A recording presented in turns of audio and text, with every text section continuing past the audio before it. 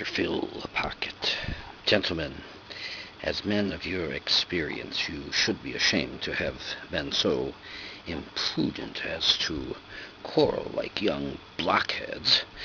Don't you see that such open arguments hurt us in the public eye?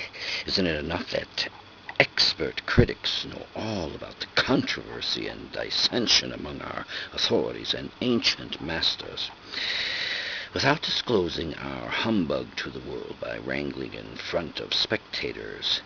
I'm concerned that some members of our profession mismanage their public relations so badly because lately we've been hurt, and if we're not careful, we may ruin ourselves.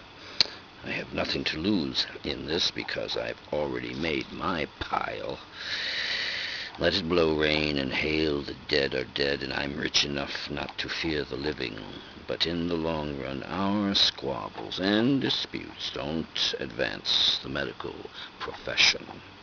Since heaven has smiled on us and enabled us to hoodwink the public for centuries, let's not disabuse people by our excesses, but let's go on taking advantage of the gullible and thereby go on making our bundles. You know, we're not the only profession to prey on human vulnerability. It's the major study of half the world's population. Everybody wants to catch people in the moments of weakness in order to cash in. Flatterers, for example, benefit from the human need for praise, and so they lay it on with a trowel. Some people have made huge fortunes in this way. Alchemists benefit from people's greed by promising mountains of gold to fools stupid enough to invest in their phony technology about making gold out of lead.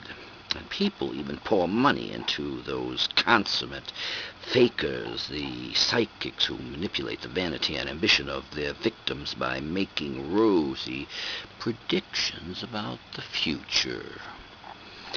But the greatest weakness of humanity is the love of life. Yes, our instinct for self-preservation, and we as doctors all profit from it. Even with our pompous nonsense, we reap gigantic rewards because of the worship and adoration that our profession gains from our patients' fear of death. Let us then preserve the high esteem that human fallibility has given us, and let us, in the eyes of that world of believers out there, agree to take the credit for our cures while we deceive people by convincing them to blame nature for our blunders. Let's not go about, I say, stupidly destroying the happy continuation of this public misperception which puts bread on our tables, and from the dead, whom we put into the ground, let us raise up our boundless wealth.